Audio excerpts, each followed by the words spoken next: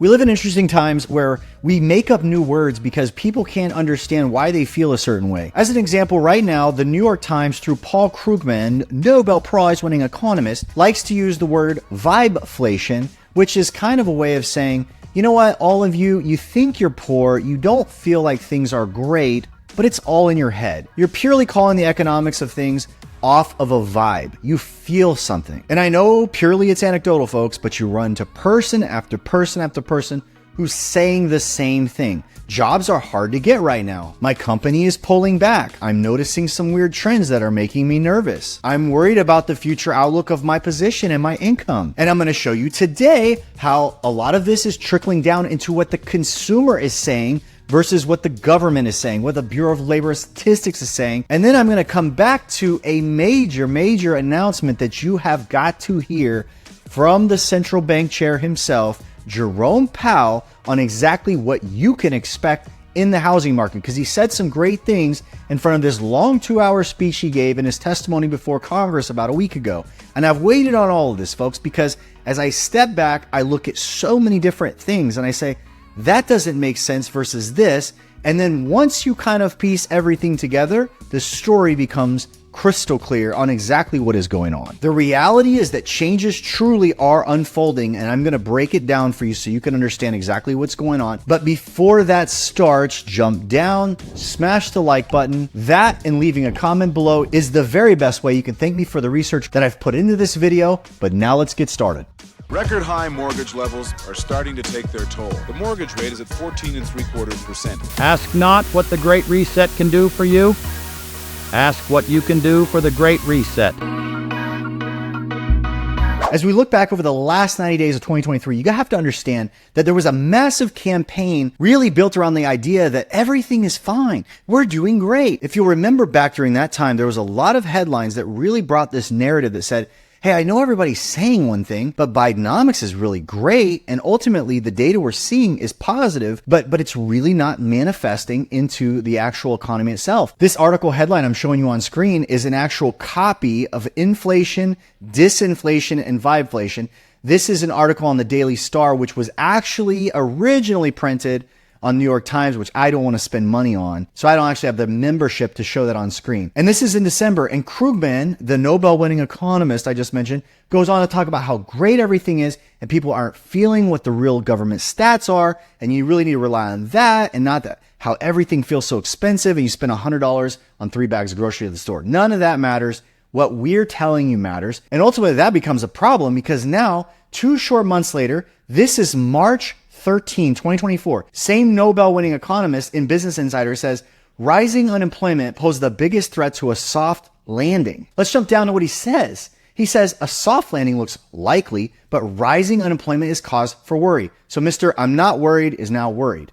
Then he says, as the rates climb, it's pushing a key recession indicator closer to a critical threshold. Let's just see what that indicator is. He further says inflation data isn't as hot as recent CPI readings show. Okay, it's not as hot as you think it is. So the crux of this story is about how he's focused on a recession indicator known as the SOM rule, which says that when unemployment rates hang on a 3-month moving average, climbs above half a point, okay? So it goes above 50 basis points, which is 0.5%.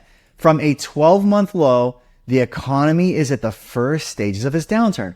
Well, how do we know exactly where unemployment is? Because we print one number and then we revise it. We print how many claims there are and then we revise it. And you know what interesting thing? And this, again, I'm trying to avoid the whole tinfoil hat thing. The reality is we don't really ever post the numbers worse and then make them better. We always post the numbers better and then make them worse. By the way, this search, I'm going to show you 2 pages, 2 separate states that had major revisions for an entire year in what they thought their unemployment rates. Why Colorado had higher unemployment rates, but more job growth in 2023 than the feds reported. And they go on to say there were 9 months of revised numbers worse for Colorado's unemployment. Look at Arkansas. Revised number show Arkansas's jobless rates rise to 3.7%. The article says Arkansas's jobless rate rose to 3.7% in January from 3.4% January 2023, even with year unemployment gains in education, service sectors. But look what they said buried in the article. The new data shows a more pronounced rise in unemployment rate over the second half of 2023, with the December rate being revised from 3.4 to 3.7. And again, as I promised you, I didn't do a deep throw search. That took me 2 minutes that have multiple states that have multiple months where you're printing these beautiful numbers and you're like, oh, there's more job losses. So how do you know if the SOM rule exists? Because you keep changing the numbers, you're printing them better, and then you make them worse in the long run. Which leads me to the number one story. And this, I think, not getting political here, the reason why you have to be a little more careful with what you read and what is printed to us is because we're in an election year, okay? So you have the news that tends to bend towards one party or another. They also know that if we have too many negative statistics on the incumbent, then that particular incumbent is going to have a very hard time keeping his job. And again, this would be true no matter who is in office. So don't sit here and be like, oh, you're after Joe Biden. I don't care. All I'm saying is, if you're going to tell us the report, how come you keep slanting it in one direction? And then what you tell us 1 month completely changes 3 months later. Look at this. And this is recent, my friends. U.S. consumer confidence retreated in February. It says the Conference Board Consumer Confidence Index fell in February to XL 106.7. Wink. Only people in Orlando are going to get that. Down from a revised 110.9 in January. February's decline in the index occurred after 3 consecutive months of gains. Remember the news, okay? So we have these numbers printed and then revising them down. Sound like something else, right? Sounds like jobless claims, sounds like unemployment rates. However, as January was revised downward from the preliminary reading of 114.8, the data now suggests that there was not a material breakout in confidence starting 2024. So, my friends, all the news you heard coming in December, Paul Krugman saying, oh, it's just a vibe. Oh, you're not feeling what the government's really telling us. The data's really much better. This is saying, that wasn't a story. That wasn't real. Now you got a problem because consumers are like, this sucks. I don't have enough money. I'm concerned about the future. Let's look at this further. The present situation index based on consumers' assessment of current business and labor markets fell back to 147.2 in February from 154.9. Expectations also cooled to 79.8, down from a revised 81.5. Why was it actually revised downward to 79.8? Why did they originally print it at 81.5? Because an expectations reading below 80 is a recession signal. Oh, interesting. It's like, what are we doing? You see the precedents? Print the news the way you want it and then revise it after everybody read the original headline. Now, the article goes on to say the decline in consumer confidence in February interrupted a 3-month rise, reflecting persistent uncertainty about the U.S. economy, said chief economist of the Conference Board. The drop in confidence was broad-based, affecting all income groups except those earning less than $15,000 and those earning more than $125,000. Look at this. Assessment of the present situation weakened in February as consumers' view of business conditions and employment situation became less favorable. The paragraph ending above says they are more concerned about the labor market situation and the U.S. political environment. Well, what convergence of political issues and the labor market do we currently have going on right now? Immigration, all kinds of situations, right? And honestly, they're not being addressed. But ultimately, folks, if I were looking at this and you were to drop this on a pie chart, people are highly concerned about the labor market or U.S. political environment. I would say that the labor market's probably about 80 to 90% of their concerns, not so much the U.S. political environment. But that is a concern. One of the congressional members at the hearing for Jerome Powell asked him squarely, hey, what is the concern we have with our economic ability to manage a lot of people coming into our country through the border? Okay. How do we deal with that? Right? Because you are seeing these stories. Mayor Adams up in New York saying, like, we need money. Like, we got all these people. We got to put them up. We can't handle all the stress.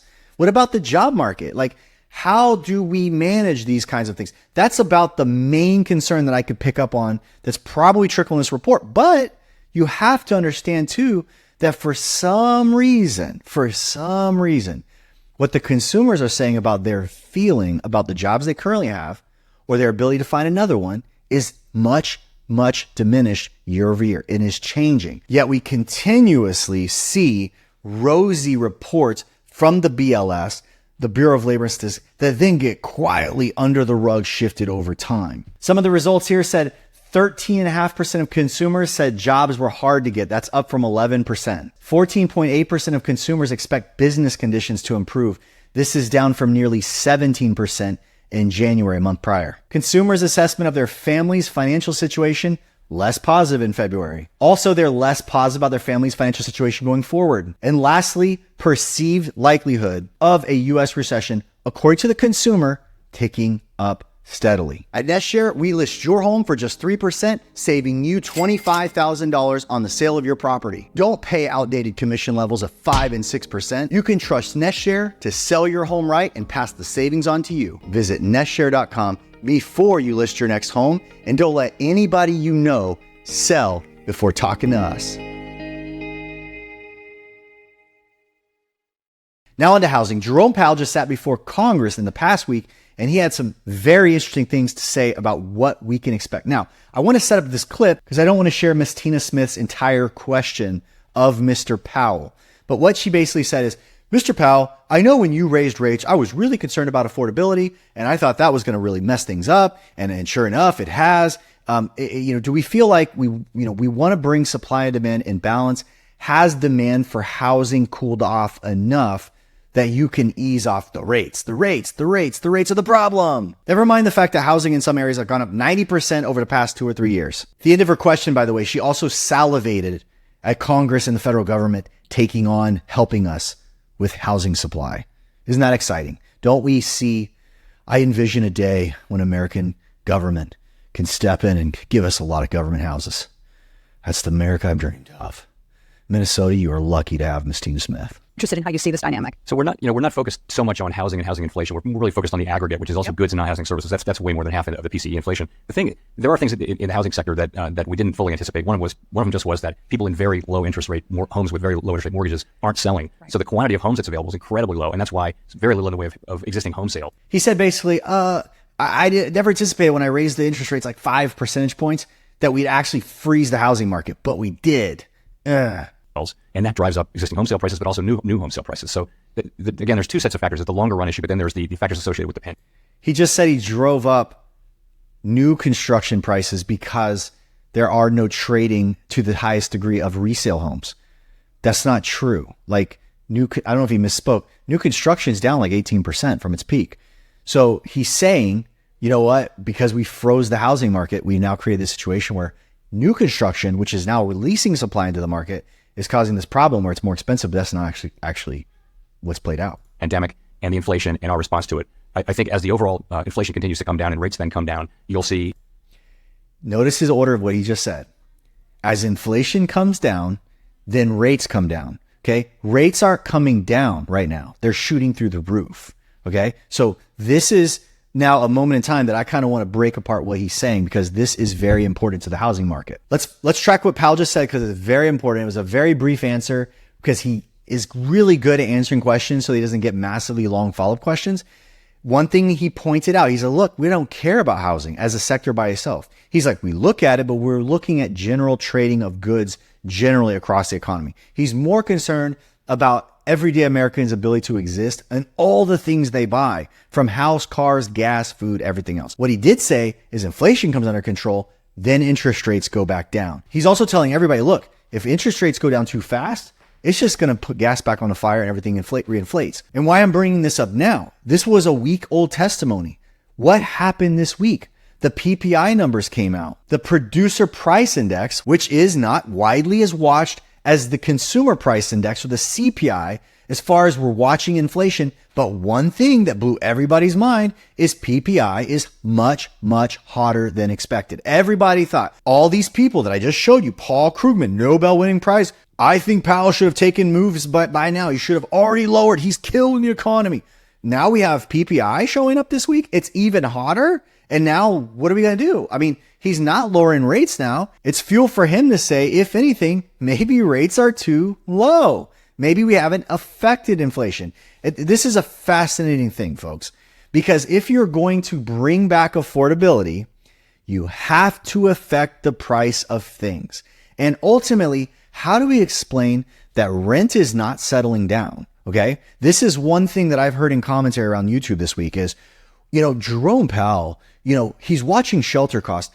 He doesn't care about home prices, which is what he said on the video, but he is measuring rents because rents to the Federal Reserve is what they would consider to be a service. So it's an economic measure of something that's provided to another person, thereby they watch it. Now, here's the deal. I heard actual peers of mine on freaking YouTube this week breaking this out, saying, you know what? Jerome Powell should just lower the amount of metric he gives to rent. He should just adjust how much he allows shelter costs to affect his inflation readings so then everything looks better. And I'm like, that is pure insanity. Because as many of you will point out in my comments week after week, when we show a chart of what it costs to rent and what it costs to own, the cost of a payment to buy a house is now somewhere 30 to 50% higher than rental cost when it's usually inverted. Usually rent is here and you save 15% or such by usually buying a home in any normal healthy market. You look at the history of Central Florida, lower to buy, more expensive to rent. Now it's reversed. Now he's watching rent, which is way cheaper than buying, and saying this payment, which is much cheaper than owning, is still out of control. And we ultimately need to get the ownership cost down back in line. And then we have people who are literally saying this rent line, which is way cheaper than cost to buy, that reading in the CPI needs to be adjusted so that we actually can get over these high rates. Like, are you insane? Like, why do we have readings and why do we have results? I mean, why do we have categories for inflation? Why do we watch this? Because if we don't have a consumer that can afford to exist, you're going to have freaking anarchy. You're going to have a degrading society. Like, your monetary policy has gone clearly out of hand. Now, let's get back to the pertinent points here. PPI, for many of you that aren't like an economic egghead, PPI is an indicator that shows what the producer's cost to bring a service to the market are. So it's like, I'm making a thing, I got to pay this for material. Like if you're a farmer, how much the chemicals cost, how much does the water cost, how much all these different things. The producer's cost is higher, which means what's going to happen on the consumer end, right? So think of it like when we look at pendings in the home market, how many homes went under contract is a leading indicator that will tell us eventually how many homes have sold. And for us, PPI came out this week and it is red hot, folks. And we are going to see a longer season. You just saw many institutions, Fannie Mae being one of them, come out and say, these rates may not change at all at any point in the near future, maybe not even in 2024, some agencies are saying, which means we are going to, I think, see much more supply finally arriving. And I will say, in my area of the world, here in the Orlando market, we are now feeling that people are now saying, golden handcuffs or not, I want to move somewhere else. I'm going to move up. I'm going to move down. It's not necessarily out of a position of a recession-driven reason. In fact, most of these people are doing it just out of personal comfort. But we are seeing the marketplace come dramatically alive in Central Florida because people are just saying, I'm not holding out any longer. But if we got to get back to what Jerome Powell is saying, is he's saying, look, we got to roll back the price of the cost of things. How does rent roll backwards? In Jerome Powell's world, he doesn't like to see rent on his radar screen lifting up the old CPI and ultimately shelter costs being way too high. Unaffordability is a problem. How do you do that? A couple things have to happen. Number one, vacancies have to rise. So people that are renting out things have to be in competition with others who want the same tenant and are steadily bringing down the price. Well, how does a person bring down the price to compete if their cost to own the thing is really, really high? And ultimately, that leads me to why you are going to see more investors.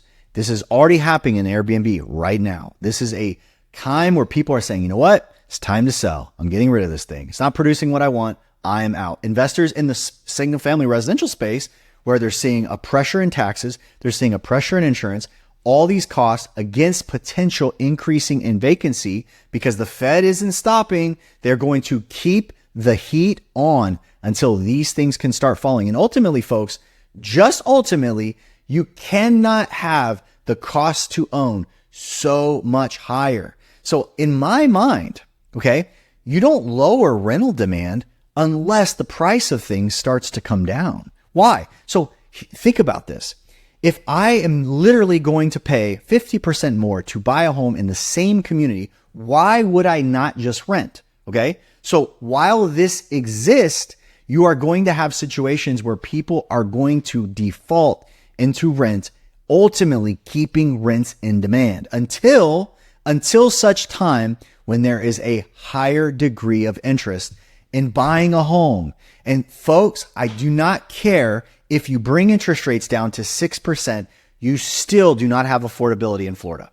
You still have it doubly more expensive in affordability to buy a home now. Let me describe this another way. In January of 2020, in the Orlando metro area, you needed a $49,000 a year income in order to purchase the median price home in our marketplace. At the time in January, the average citizen in our marketplace made $61,000, which means making $48,000, you had room to actually buy more than the median price. And lo and behold, here we sit in March 2024, and the average citizen in Orlando needs to make over $105,000 to afford the median price home of $386,000.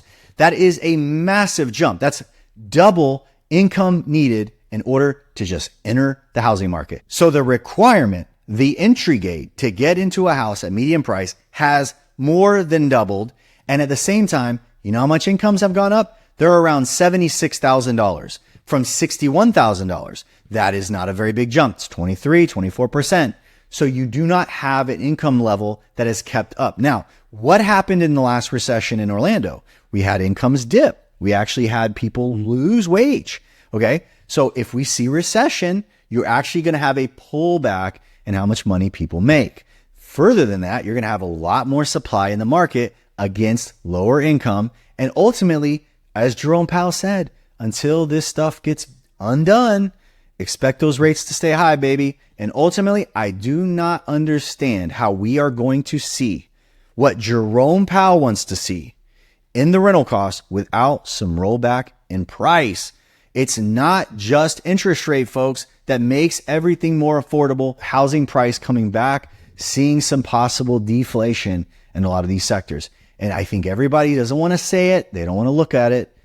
But I don't know how you get there without it. I don't know how you get things back to where the market functions, okay, without actually seeing some pain and deflationary issues. And ultimately, how does food stay up like it has? Food is up, shelter's up. These aren't good, folks. Hey, our clothing's a little cheaper, but do we really care? Like, I can wear a shirt, but I can't afford more than 3 bags of groceries a week. I mean, come on. That's the story this week, folks. Jump down in the comments. Tell me what you think's going on. Price is going to hold. We're going to see them change. And what do you see happening in the market you're from? Tell me in the comments below. And if you haven't smashed the like button, I forgive you. Go down there real quick. Do it real quick. Thank you. Please. We'll talk to you guys real soon. At NestShare, we list your home for just 3%, saving you $25,000 on the sale of your property. 3% total, full MLS, full high definition photography, full broker support by #1 company in the US from start to finish. Visit nestshare.com before you list your next home, and don't let anybody you know sell before talking to us.